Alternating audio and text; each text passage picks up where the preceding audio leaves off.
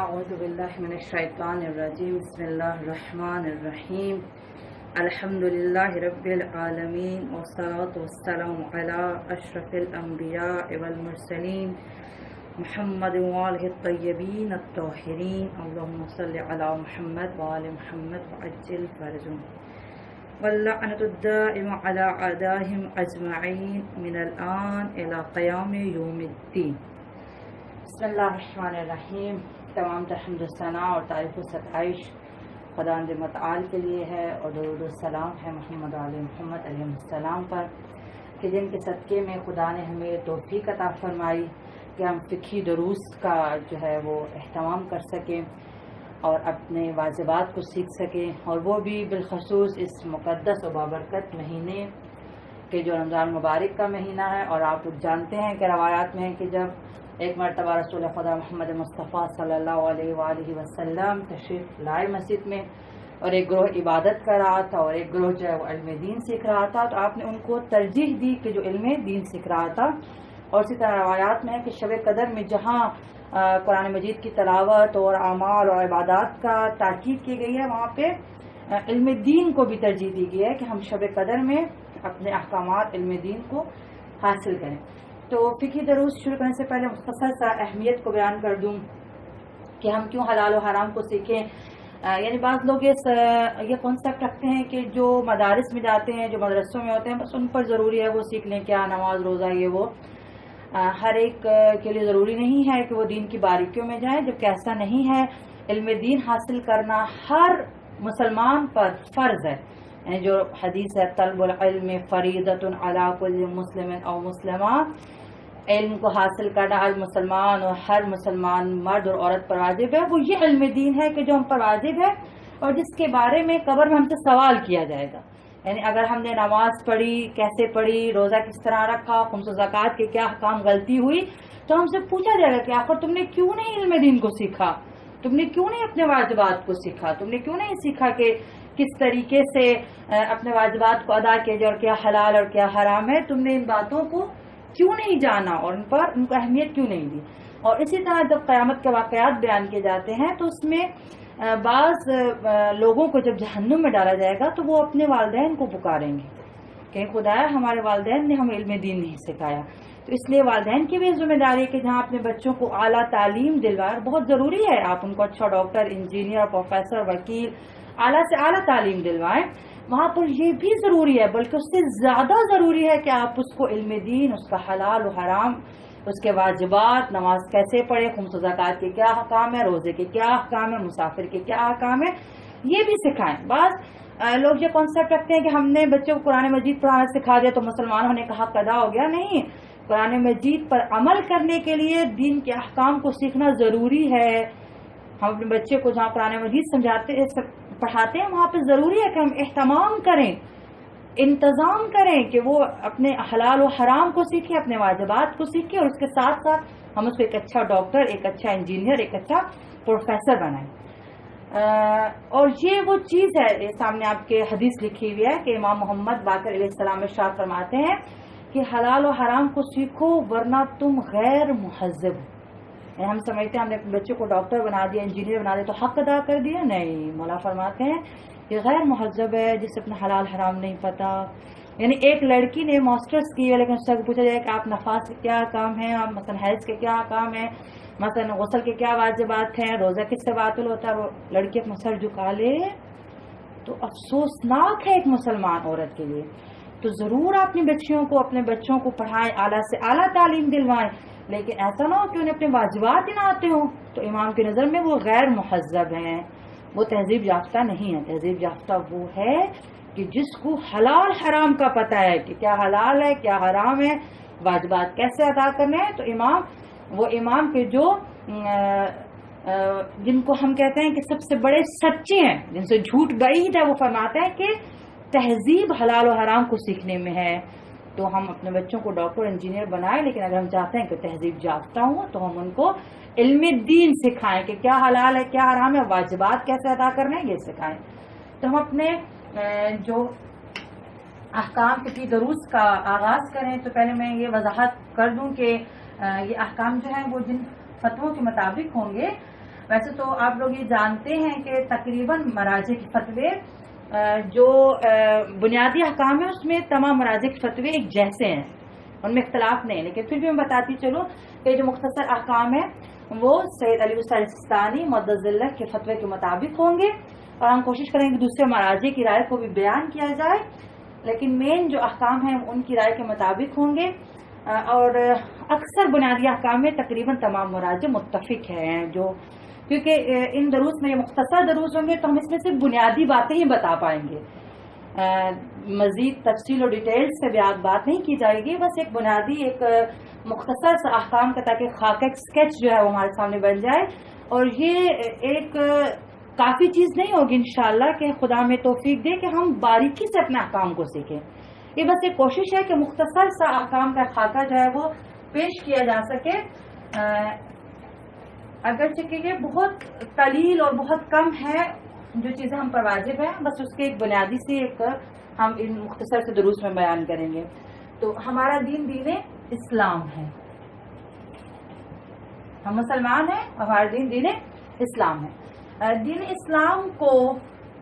عقیدے اور عمل کے لحاظ سے دو حصوں میں تقسیم کیا جاتا ہے۔ بعض چیزیں اسلام میں ایسی ہیں کہ جن پر عقیدہ ضروری ہے، اور بعض چیزیں ایسی ہیں کہ جن پر عمل ضروری ہے۔ جن چیزوں پر عقیدہ ضروری ہے انہیں اصول دین کہتے ہیں، جن پر ہمارا عقیدہ ہمارا یقین ضروری ہے، اور جن چیزوں پر عقیدے کے ساتھ ساتھ عمل ضروری ہے اسے فروع دین کہتے ہیں۔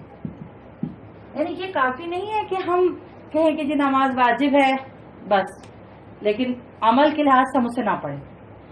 پردہ واجب ہے لیکن عملی طور پر پردہ نہ کریں، نہیں، فروع دین پر عمل ضروری ہے، صرف عقیدہ کافی نہیں ہے، مال نہ کافی نہیں، ہم خمس کو مانتے ہیں پر دیتے نہیں، زکوٰۃ کو مانتے ہیں پر دیتے نہیں، تو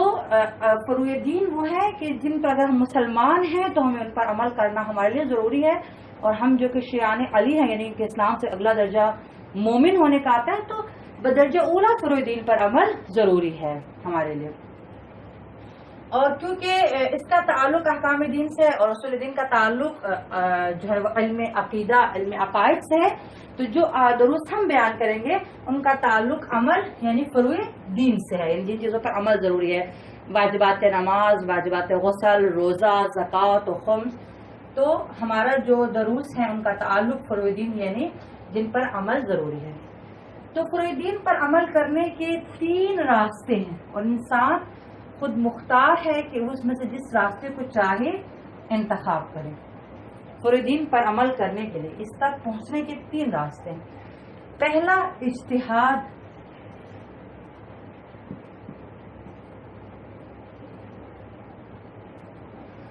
دوسرا احتیاط، اور تیسرا تقلید۔ ہم اختیار ہے کہ ہم جس راستے سے چاہے ہم فروع دین پر عمل کریں، جس راستے سے مرضی اس تک پہنچ جائیں، چاہے ہم اجتہاد کے ذریعے عمل کریں، چاہے احتیاط کے ذریعے، اور چاہے تقلید کے ذریعے ہم فروع دین پر عمل کریں۔ میں بھی اس کی تعریف اور ڈیفینیشن بھی آپ کے سامنے کروں گی کہ واضح سے کہ اجتہاد کیا ہے، احتیاط کیا ہے اور تقلید کیا ہے۔ سب سے پہلے اجتہاد۔ اجتہاد کیا ہے؟ یعنی احکام کو قرآن اور سنت اور عقل و اجماع کے ذریعے حاصل کریں، دلیل سے احکام کو حاصل کریں، دلیل سے قرآن اور سنت سے نکالیں، اور جو یہ کام کرے اسے مجتہد کہتے ہیں۔ یعنی اجتہاد وہ شخص کر سکتا ہے، مجتہد وہ شخص ہو سکتا ہے جو علم کے اس درجے پر ہو کہ جو جانتا ہو کہ اس آیت کا کیا مطلب ہے، یہ آیت واجب پر دلالت کری ہے یا مستحب پر، یا حرام کو بیان کرے یا مکروہ کو، یا مولا کی یہ روایت جو ہے وہ کیا بیان کری ہے، وہ علم کے اس درجے پر ہو کہ وہ احکام کو قرآن و سنت کے اور روایات سے اور آیات سے ان کو احکام کو نکال سکے، اسے کہتے ہیں مجتہد۔ اور اس درجے تک پہنچنے کے لیے آپ دیکھتے ہیں کہ جو مجتہدین عظام ہیں وہ کئی زندگی کے کئی سال لگا کر اس لیول پہ پہنچتے ہیں کہ وہ اس آیت کو، اس روایت کو سمجھتے ہیں، اس میں سے اپنے احکام کو اور اس میں سے دلیل کے ذریعے احکام کو بیان کرتے ہیں۔ تو یہ ایک علم کا وہ درجہ ہے کہ جس میں انسان اس قابل ہو سکے کہ وہ خود قرآنی آیات اور روایات سے احادیث سے احکام کو نکال سکے، اسے مجتہد کہتے ہیں، اور یہ ہے اجتہاد۔ تو اختیار انسان کو کہ اگر وہ اتنا علم حاصل کرے کہ وہ اس قابل ہو جائے تو اجتہاد کے ذریعے پورے دین پر عمل کریں، اور جو اجتہاد پر عمل کرتے ہیں پھر ان کو احتیاط اور تقلید کی ضرورت نہیں رہتی۔ دوسرا راستہ ہے تقلید، احتیاط۔ احتیاط کیا ہے؟ احتیاط بھی تقریباً اجتہاد کے قریب ایک مرحلہ ہے۔ احتیاط یہ ہے کہ مجتہد اپنا فریضہ یوں ادا کرے، معذرت مجتہد نہیں یعنی مکلف اپنا فریضہ یوں ادا کرے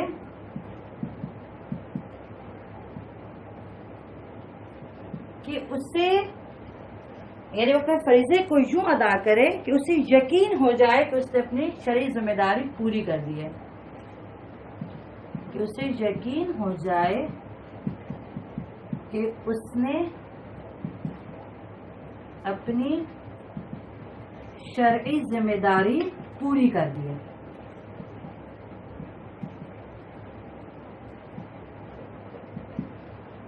میں نے آپ سے کہا کہ یہ بھی تقریباً اجتہاد کے قریب کا مرحلہ ہے، یعنی وہ اتنا علم کے اس درجے پر ہو کہ وہ تمام احکام کے بارے میں تمام مجتہدین کی رائے کو جانتا ہو، اور وہ مشکل ترین رائے پر عمل کرے کہ اسے یقین ہو جائے کہ اس نے اپنی شرعی ذمہ داری کو پورا کر دیا ہے۔ اتنا اس کا لیول ہوتا ہے۔ تقریباً احتیاط پہ بھی وہ عمل کرتے ہیں جو اجتہاد کے قریب ہوتے ہیں اور جن کا جو ہے وہ مجتہدین کے ساتھ مباحثہ اور دروس ہوتے ہیں، وہ احتیاط پر عمل کرتے ہیں۔ اس کی مثال یہ ہے کہ کیسے سے یقین ہو جائے کہ اپنی شرعی ذمہ داری کو پورا کیا ہے، یعنی وہ تمام مجتہدین کی رائے کو جانتا ہو، اور اگر بعض مجتہدین کسی چیز کو واجب کہیں، یعنی بعض مجتہدین اگر فرمائیں کہ یہ چیز واجب ہے، بعض مجتہدین کہیں کہ یہ چیز واجب ہے، اور اگر بعض مجتہدین کہیں کہ یہ چیز مستحب ہے، تو وہ شخص کیا کرے گا؟ وہ اس پر مشکل رائے پر عمل کرے گا، اور مشکل رائے کیا ہے؟ واجب کی۔ وہ واجب پر عمل کرے گا۔ مثلا میں آپ کو مثال دیتی ہوں، اگر نماز شب یعنی جسے ہم نماز تہجد بھی کہتے ہیں، یہ نماز تہجد اگر، مثال دے رہی ہوں میں آپ سے، ویسے کہ مستحب واجب نہیں ہے، مثال دے رہی ہوں سمجھانے کے لیے،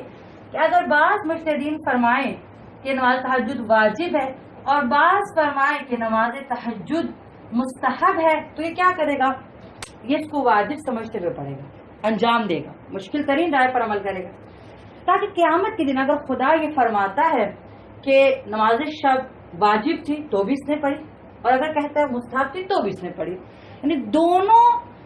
طریقوں سے یہ بروز ذمہ ہو گیا کہ میں نے اپنی ذمہ داری پوری کر دی ہے۔ بالکل اس کے الٹ اگر بعض مجتہدین کسی چیز کو کہتے ہیں کہ یہ حرام ہے اور بعض کہتے ہیں کہ یہ مکروہ ہے، مثال آپ کو دے رہی ہوں، اگر بعض کے حرام ہے اور بعض کہیں کہ مکروہ ہے تو یہ اس چیز کو چھوڑ دیں۔ مثال دے رہی ہوں آپ کو،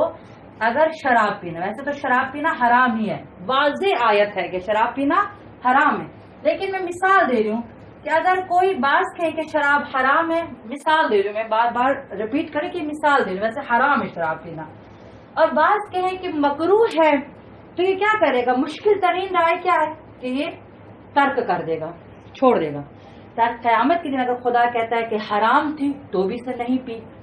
اور اگر خدا کہتا ہے مکروہ تھی تو بھی اس نے نہیں پی، یعنی دونوں طریقوں سے اسے یقین حاصل ہو جائے کہ میں نے اپنی شرعی ذمہ داری کو ادا کر دیا ہے۔